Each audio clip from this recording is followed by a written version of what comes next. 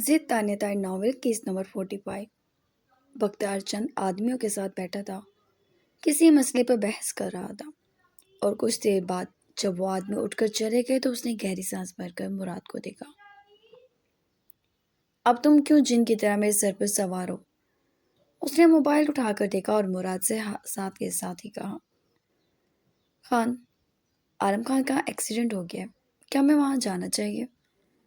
مراد بولا جبکہ بختیار کی ساری توجہ فون کی طرف تھی۔ اس نے سر ہلا دیا اور فوراً اپنی جگہ سے اٹھا۔ مراد اس کی اجرت دیکھ رہا تھا۔ اس نے آج تک کچھ بھی نہیں چھپایا تھا اس سے، لیکن یہ معاملہ وہ خود ڈیل کر رہا تھا۔ شاید وہ نہیں چاہتا تھا کہ کوئی جانے اس نے اپنی ہی ماں سے اپنے ہی باپ کی موت کا بدلہ کیسے لیا، اور اس کیس میں مراد بھی شامل نہ تھا۔ درخنے خانم ساتھ چلیں، وہ سوال کرنے لگا۔ ٹھیک ہے، بختیار کہہ کر وہاں سے گاڑی کی جانب بڑھا، انداز میں اجلت تھی۔ میں ساتھ چلوں خان؟ وہ اسے جلدی میں دیکھ کر بولا، جبکہ بختیار گاڑی میں سوار ہوتے نفی میں سر ہلا گیا۔ تم ایسا کرو، درخنے اور پریورش کو لے جاؤ، خیال سے میں فارغ ہو کر وہیں آ جاؤں گا۔ اس نے کہا تو مراد نے سر ہلایا اور وہ گاڑی زن سے بھگا لے گیا۔ اسے گارڈ کا میسج آیا تھا جس میں اس نے بتایا کہ اکبر خان شہر کے لیے تنہا نکلا ہے، اور بختیار کے پاس اس سے اچھا موقع نہیں تھا کیونکہ وہ اسے ایک گارڈ کے ساتھ گیا تھا جو اس کا آدمی تھا۔ بختیار نے اسے گاڑی اپنی حویلی پر لے جانے کے لیے کہا اور خود بھی وہاں کے لیے ہی نکلا تھا۔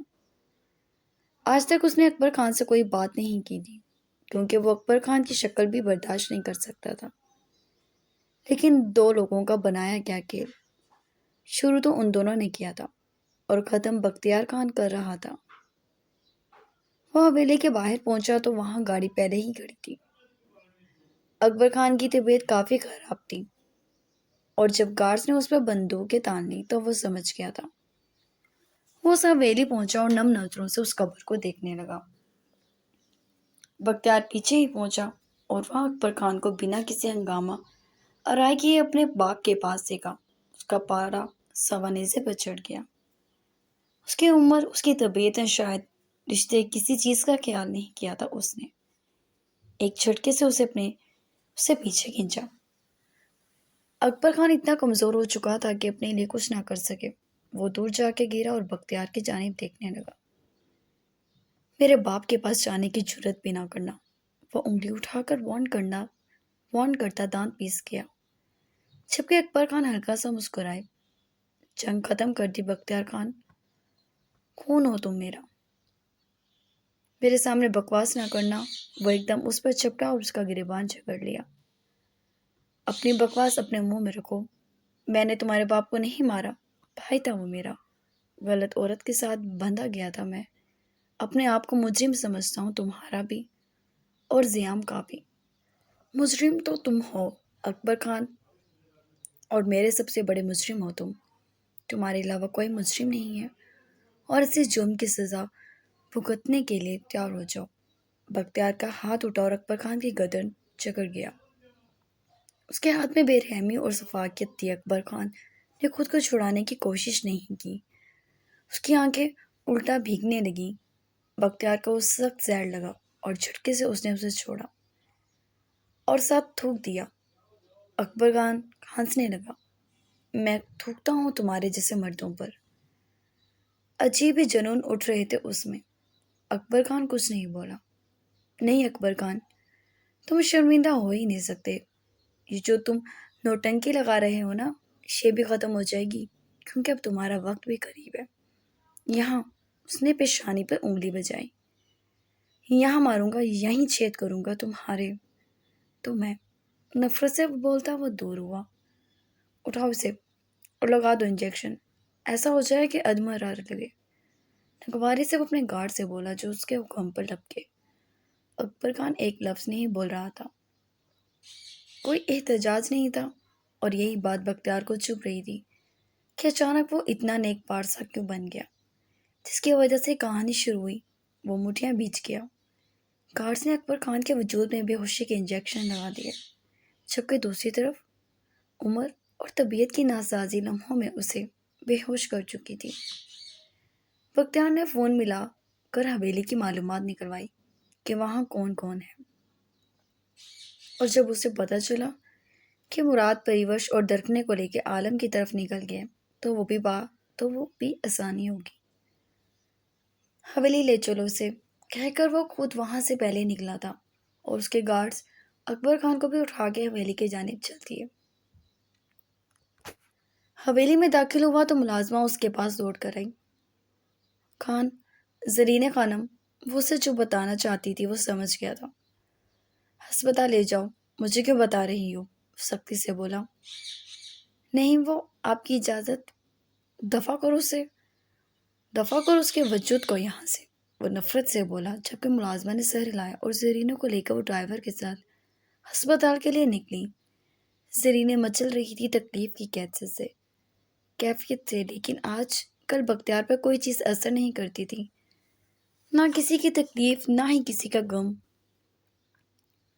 بختیار نے اپنے گارڈز کو اکبر خان کو اٹھا کر آتے دیکھا تو وہ مورے کے کمرے کی جانب چل دیا۔ جھٹکے سے لات مار کے اس نے دروازہ کھولا تو اندر سے عجیب سی بدبو سی محسوس ہوئی، اور وہ بے ساختہ سانس کھینچ گیا۔ وہ عورت اس دن کے بعد سے یہیں بندھی ہوئی تھی۔ بختیار نے اس کی کسی بھی ذاتی ضرورت کے لیے اسے آزاد نہیں کیا تھا، یہاں تک کہ وہ خود سے ہی گھن کھانے لگی تھی۔ یہ الگ بات تھی، اگر اپنی شکل دیکھ لیتی تو چلانے لگ جاتی۔ گھن تو وہ اپنے ارد گرد پھیلے گند سے کھا رہی تھی۔ اس نے رومال ناک پر باندھا۔ مورے نے اس کو دیکھا۔ بھوک کی کیفیت تھی، بے بسی کی کیفیت تھی۔ بختیار نے اس کی کسی بے بسی پر توجہ نہیں دی اور گارڈ کو حکم دیا، جس نے اکبر خان کو اس کے سامنے ڈال دیا، اور گارڈز کو بختیار نے فوراً چلے جانے کے لیے کہہ دیا۔ مورے آنکھیں پھاڑے اکبر خان کو دیکھنے لگی۔ یہ تو مر گیا، بڑے ناز سے، چاہت سے، بڑے فخر سے۔ آپ نے بلایا تھا، آپ رکھیل ہیں۔ وہ اگر ہضم کر پاتا تو یہ دنیا کی مشکل ترین بات تھی۔ اس بیٹے کے لیے جو اپنی ماں کا دیوانہ تھا، اور اب بدلہ بھی اسی دیوانگی سے لے رہا تھا۔ تو رکھیل صاحبہ، آپ کا محبوب تو دنیا سے رخصت ہو گیا۔ اس نے اکبر خان کو لات ماری، اور مورے کی حالت ایسی ہوگی کہ وہ کرسی توڑ کے اٹھ جائے گی اور بختیار کے ٹکڑے کر دے گی۔ کھولو مجھے بختیار، تم ایسا نہیں کر سکتے، چھوڑو مجھے، وہ چلائی، چیخی، رونے لگی۔ بختیار خاموشی سے انہیں دیکھنے لگا، جو بے بسی سے اکبر خان کو دیکھ رہی تھی، مگر اسے چھو نہیں سکتی تھی۔ چھوتی بھی کیسے؟ وہ خود بندھی ہوئی تھی۔ بختیار نے انہیں کبھی اپنے باپ کے لیے اس طرح چمکتے نہیں دیکھا، یہاں تک کہ اس کے ٹکڑے ان کے سامنے پڑے تھے، لیکن آج سمجھ آئی وہ صرف زیام خان کے لیے دکھاوا کرتی تھی، اور اب رسیوں کے باعث ہاتھوں میں زخم بننے لگے تھے۔ چھوڑو مجھے اکبر، تم مر نہیں سکتے، وہ چلائیں، جبکہ بختیار سینے پر بازو باندھے اسے دیکھ رہا تھا۔ نہیں، نہیں مار سکتے تم چھوڑو مجھے، میں تمہیں جان سے مار دوں گی۔ تم نے سوچا بھی کیسے؟ اسی دماغ سے جو میرے پاس تھا۔ اب سوچ رہا ہوں اس کی لاش بھی آپ کے پاس ہی چھوڑ دوں، کیونکہ جو اس کمرے کی حالت ہے، جلد یہاں کیڑے مکوڑے بسیرا کر لیں گے۔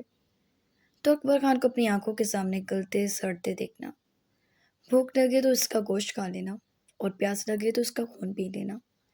بے حد تسلی سے وہ اسے مشورے دے رہا تھا، جبکہ مورے دیوانی ہو رہی تھی، چیخیں مار رہی تھی، حلق خشک ہو گیا تھا۔ ریلیکس، آپ زیادہ چیخیں گی تو آپ کو نقصان ہوگا۔ کھانا تو کھایا نہیں آپ نے، وہ کچھ یاد کرتا بولا۔ اس کی بات سنتے ہی گارڈ نے کھانے کی ٹرے دی۔ اکبر خان کو اگنور کر کے وہ چیئر اس کے سامنے رکھ کر بیٹھ گیا۔ وہ تو صرف اکبر خان کو دیکھ رہی تھی۔ چلیں، بعد میں غم منائیے گا، آپ پہلے پیٹ پوجا ہو جائے۔ وہ انہیں اپنے ہاتھوں سے کھلانے لگا، جبکہ مورے بھوک کی کیفیت میں تھی، تو لیکن اس کھانے میں زہر تھا۔ وہ کہہ کر گیا تھا، میں نہیں کھاؤں گی۔ وہ گھر آئیں۔ آپ کی بوڑھی ہڈیوں میں دم بہت ہے اور آپ کے عاشق کی بوڑھی ہڈیاں بہت بے دم تھیں۔ اینیویز، یہ کھانا ہے، کھا لیجیے گا۔ اس نے وہ پلیٹ اس کی گود میں رکھ دی اور اس کا ہاتھ کھول دیے جن میں بڑے بڑے زخم بن چکے تھے۔ تکلیف کی شدت سے وہ ہاتھ ہلا نہیں سکی اور بختیار نے ہاتھ کھول کر ان کے پاؤں میں چھپ کر زنجیر ڈال دی۔ وہ مطمئن سا ہوتا اٹھا اور انہیں دیکھنے لگا جنہوں نے زخمی ہاتھوں کو روتے ہوئے دیکھا۔ بختیار، تم بہت پچھتاؤ گے، میری آنکھوں میں دیکھو ایک بار، میں تمہیں بازی پلٹتی ہوئی دکھاؤں گی۔ وہ نفرت سے چیخی۔ بازیاں پلٹنے کا وقت جا چکا ہے رکیل صاحب، اگر اتنا اس جادو میں دم تھا تو اپنے عاشق کو مجھ سے بچاتی۔ ویسے یہ یوں مجھے اچھا نہیں لگ رہا، جس طرح میرے باپ کے ٹکڑے کر کے اسے دفنایا تھا، ایسے کرتے ہیں اس کے ٹکڑے ٹکڑے کر کے آپ کو کھلا دیتے ہیں۔ اب میں ہمیشہ رچا بسا رہے گا۔ وہ ہنس دیا۔ بختیار، وہ چیخی اور پلیٹ اٹھا کر دیوار میں ماری۔ اپس، بختیار نفی میں سر ہلانے لگا۔ یعنی آپ کو یہ مشورہ اچھا لگا؟ ٹھیک ہے، اس نے آواز لگائی۔ گارڈ اندر آیا۔ نہیں، چھوڑو اسے، تم ایسا کچھ نہیں کرو گے بختیار، میں مار دوں گی تمہیں۔ وہ دھاڑی اور گارڈز اکبر خان کو وہاں سے لے گئے۔ اب کھانا آپ نے خود ضائع کیا، اسے اب کھا بھی لیجیے گا۔ جب بھی کھانا ختم ہوگا آپ کو اگلی پلیٹ مل جائے گی۔ مجھے آزاد کر دو۔ وہ بے بسی سے رونے لگی۔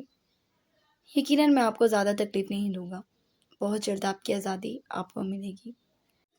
وہ ان کے گال پر ہاتھ رکھ کر تھپ تھپ آتا ہوا وہاں سے لمبے ڈنگ بھرتا نکل گیا اور ہمیشہ کی طرح چیکو نے حویلی کو ہلا دیا تھا، مگر وہ سفاکت سے وہاں سے جا چکا تھا۔ اکبر خان کو البتہ اس نے اپنے حویلی میں پہنچ جانے کا کہہ دیا تھا۔ وہ باہر نکلا تو اسے خبر ملی کہ زرینے کے ہاں بیٹی ہوئی ہے۔ وہ ایک دم رک گیا اور مٹھیاں بھینچ لیں۔ بیٹی؟ لبوں میں وہ بڑبڑایا، گہرا سانس بھرا اور کچھ کہے بنا وہ وہاں سے جانے لگا۔ لیکن بیٹی کے لفظوں نے اس کے قدم پھر سے جگڑ لیے تھے۔ وہ آگے جانا چاہتا تھا، وہ اگنور کر دینا چاہتا تھا۔ زرینے وہ عورت تھی جسے سوچ کر بھی وہ خود کو مجرم سمجھتا تھا۔ لیکن اس کی گود میں ایک لڑکی کا پلنا، اس کا مطلب ایک اور زرینے کا جنم ہونا۔ مورے نے زرینے کی تربیت کی تو وہ ایسی بن گئی، اور اب اس بچے کی تربیت زرینے کرتی تو وہ کیا بنتی؟ وہ آگے بڑھ نہیں سکا، جبکہ وہ جانتا تھا ان سب باتوں کا نقصان اس کے گلے میں آئے گا۔ وہ مڑا اور ملازم کی جانب دیکھا۔ اس بچے کو اٹھا لو وہاں سے، بہت مشکل سے یہ الفاظ اس نے بولے تھے۔ اسے خبر مل رہی تھی گلاب خان اپنے حواسوں میں نہیں ہے۔ یا تو وہ ہنسنے لگتا ہے یا پھر رونے بیٹھ جاتا ہے۔ اس کا ڈاکٹری علاج وہ کرا رہا تھا، لیکن ڈاکٹر فی الحال کچھ کہہ نہیں پا رہے تھے۔ وہ آگے اسے کوئی یقین نہیں تھا کہ زرینے سے بہتر گلاب خان ہوگا۔ اس نے سر جھٹکا اور گاڑی میں سوار ہوا۔ ایک محاذ کھول چکا تھا۔ وہ رخ عالم خان کی حویلی کی جانب تھا۔ بابا کہاں ہیں؟ شہریار مردان خانے میں آئے تو وہاں باپ کو نہ دیکھ کر عجیب سا دھکا پڑا تھا۔ تبھی اس نے زیران خانے میں قدم رکھتے بی جان اور بریرہ کی جانب دیکھا۔ طبیعت ٹھیک نہیں تھی لالا کی، وہ ڈرائیور کے ساتھ شہر گئے ہیں۔ کیا مطلب ڈرائیور کے ساتھ گئے ہیں؟ بلاول کہاں ہے؟ شہریار کو غصہ چڑھا۔ بلاول تو تمہارے ساتھ ہی گیا تھا، وہ آ جائے گا شام تک، تم فریش ہو جاؤ، بریرہ نرمی سے بولی۔ اس کا بدتمیزانہ رویہ ختم ہوتا جا رہا تھا اب۔ اس نے ڈرائیور کو کال ملائی، ڈرائیور کال نہیں اٹھا رہا تھا۔ شہریار باہر نکل آیا اور اس نے وہاں ملازموں سے دریافت کیا کہ کس ڈرائیور کے ساتھ گئے تھے۔ اکبر خان ان لوگوں نے بتایا تو اس سے تھوڑی تسلی ہوئی کیونکہ وہ اعتماد کا بندہ تھا۔ وہ اندر آیا اور اپنے کمرے میں چلا گیا۔ وہ اوپر گیا تو بیجا نے عروش کی جانب دیکھا، وہ وہیں بیٹھی تھی۔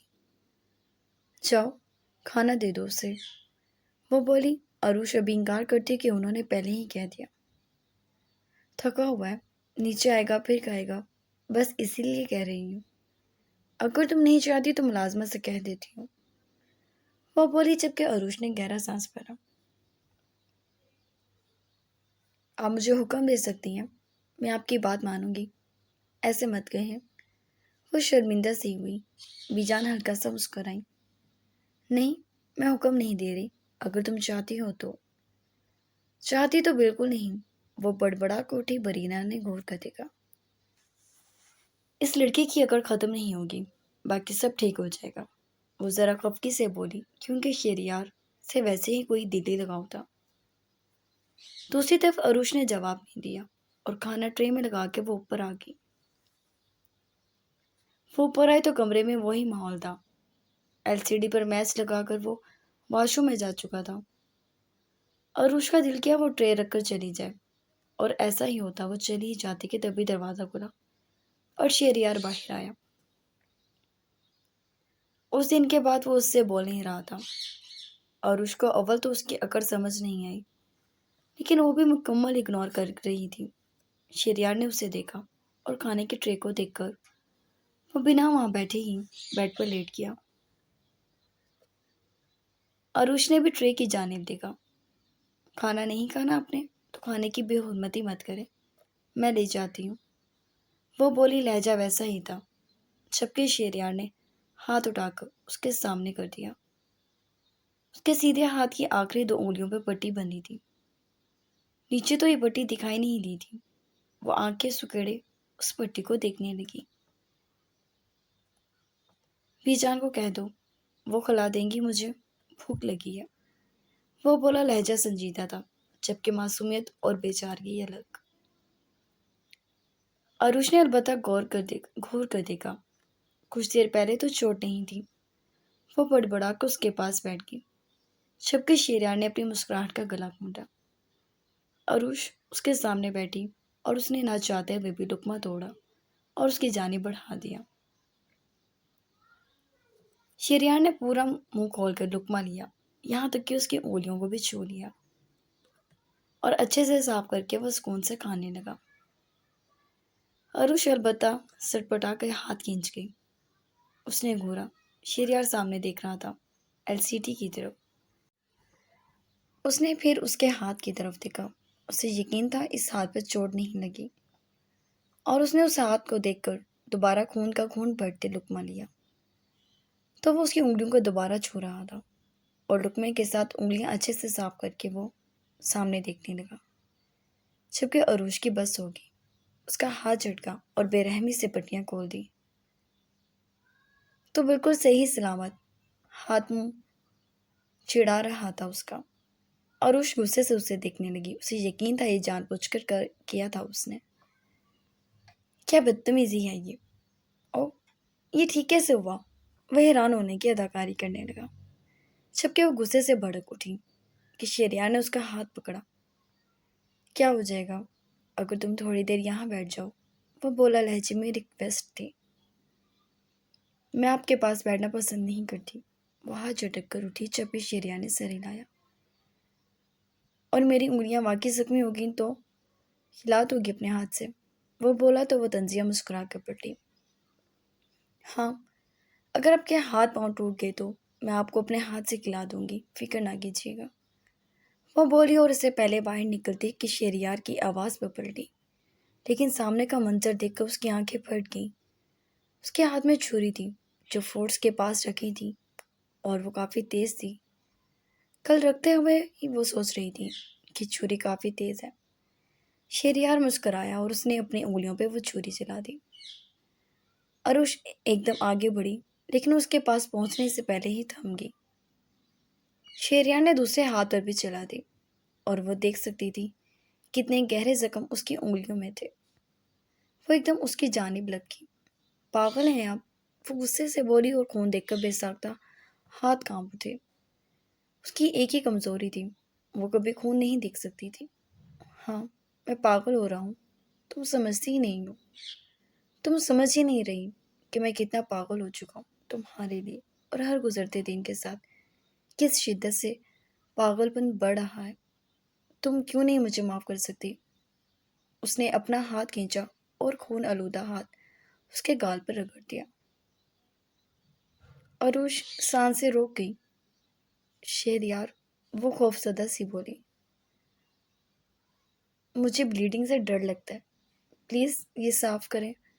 وہ بیڈ شیٹ تھام کر بولی جبکہ شہریار ہنس دیا۔ واقعی وہ خوش ہوا اور انہی زخمی ہاتھوں سے اس کا چہرہ دونوں ہاتھوں میں تھام کر اس کے چہرے پر جھکا۔ اپنے اندر کے خوف کی وجہ سے وہ ایک لفظ نہیں بول سکی تھی اور شہریار اسی بات کا فائدہ اٹھانے لگا۔ وہ بے حد محبت سے اس کے لبوں سے خوفزدہ سانسوں کو کھینچ رہا تھا جبکہ وہ اف بھی نہ کر سکی۔ اسے بہت مزہ آیا۔ اگر وہ سب کچھ خون سے بھر دے تو وہ اس سے دور نہیں جائے گی۔ اس نے اپنی مرضی سے اس سے دور ہو کر اس کا چہرہ دیکھا جس پر خون لگا تھا۔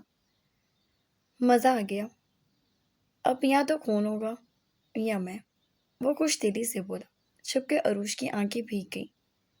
پلیز، وہ بڑبڑائی، تم ایسے کتنی اچھی لگ رہی ہو۔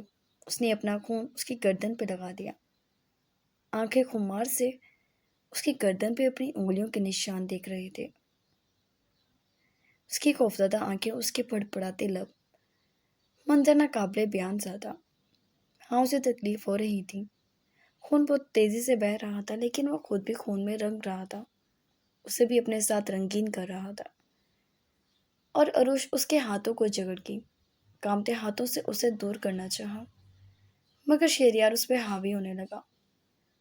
اس نے عروش کے شانے تھام لیے اور اس پر جھکا۔ وہ دوبارہ اس کے لبوں سے سانسوں کی خوشبو کو اپنے اندر بسا رہا تھا۔ عروش اپنے ارد گرد خون دیکھ رہی تھی اور شہریار اپنے خون کی پرواہ کیے بنا ہی اس کی گردن پر اس کے شانے پہ خوبصورتی سے نشان بنا رہا تھا۔ بے ساختہ اس کے دل کی دھڑکن نے پہلی بار اس کے لیے دھڑکنا شروع کیا۔ وہ گھبرا اٹھی۔ خون سے زیادہ اب ان دھڑکنوں سے خوف محسوس ہوا جو اس کے سینے میں اٹھی تھیں، اور ایک دم پوری قوت کے ساتھ عروش اس کو جھٹک گئی، کانپتی ہوئی اس سے دور بھاگی۔ اپنے چہرے، کپڑے اور وجود پہ خون دیکھ کر سسکتے ہوئے واش روم میں بند ہو گئی جبکہ وہ پیچھے لب دبائے بند دروازے کو دیکھنے لگا اور پھر اپنے زخمی ہاتھ کو وہ مسکرا دیا۔